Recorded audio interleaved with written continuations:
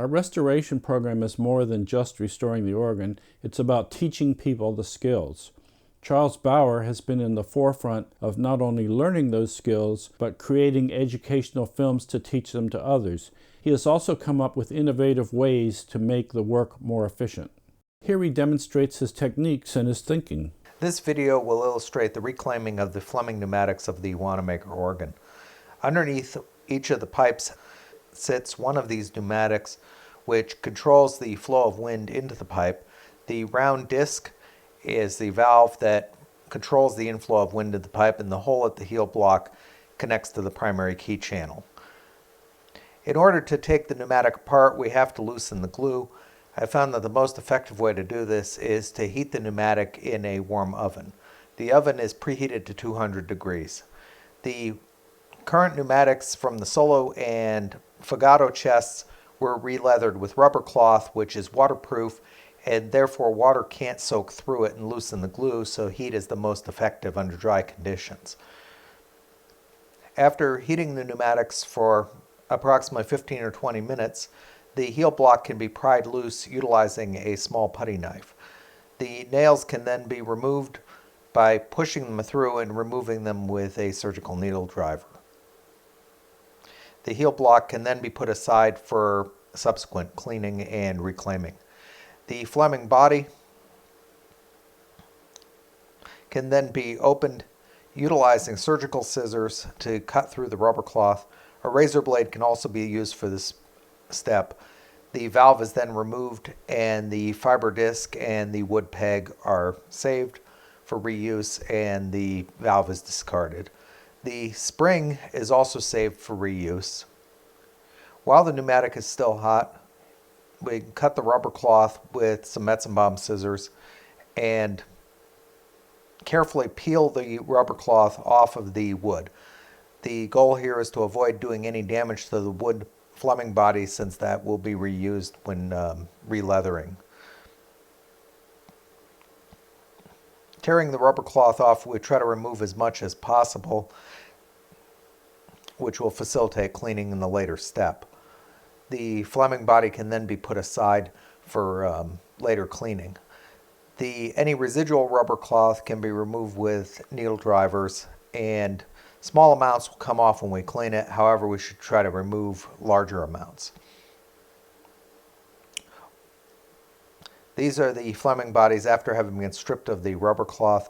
You can see the gaskets and felt components are still on and will be washed off.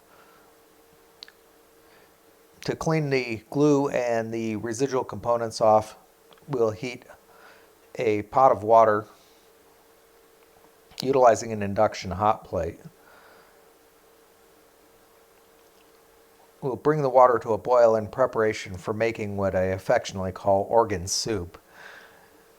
Once the water is heated to a rolling boil, we can reduce the induction hot plate to a simmer in preparation for putting the wood components in to clean the glue and residual parts off. In this case, we're going to do the heel blocks first. So we're going to put the heel blocks into the hot water and allow them to simmer for approximately 5 minutes, during which time any residual rubber cloth and the gaskets will separate from the heel blocks.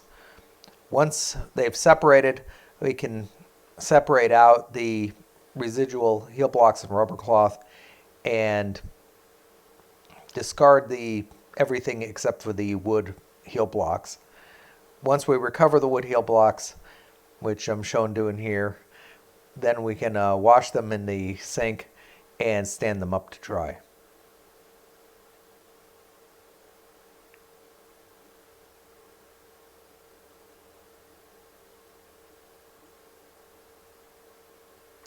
Here we're washing the heel blocks, and we stand them up to dry and just allow them to dry at room temperature.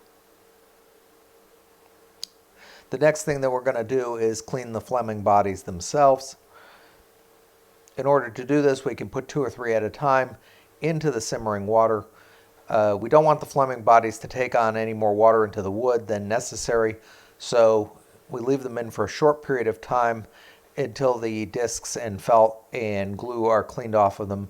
And then we remove them from the boiling water and rinse in the sink.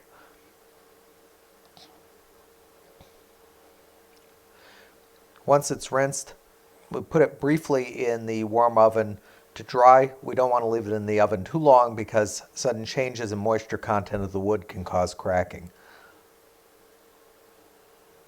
Once all the wood components have been cleaned, we are ready to start the process of rebuilding them.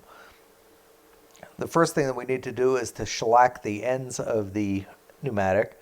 The wind can actually leak through the wood grain, so in order to do this, we're going to apply shellac to the end of the Fleming body as shown here. I've found that electrical conduit makes a very nice rack for drying the shellacked ends, as we have to keep them off the ends while doing it. The end grain also soaks up a lot of shellac, so it can take approximately 3 or 4 coats in order to adequately seal the end.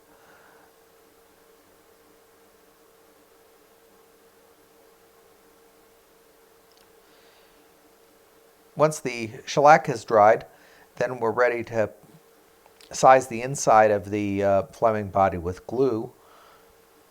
So we prepare a pot of hide glue, and here it is heated in the glue pot. And then utilizing an artist's brush, we apply the glue to the inside of the Fleming body.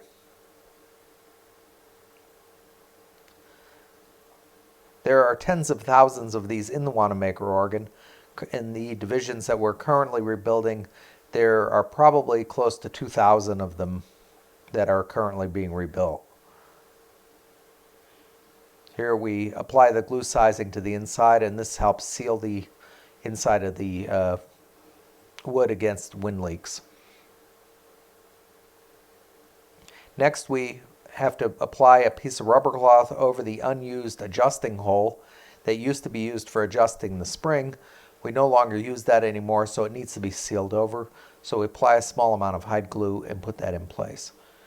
Once this is done, the Fleming body is ready to make the journey back to the Wanamaker organ shop for re-leathering and reassembly.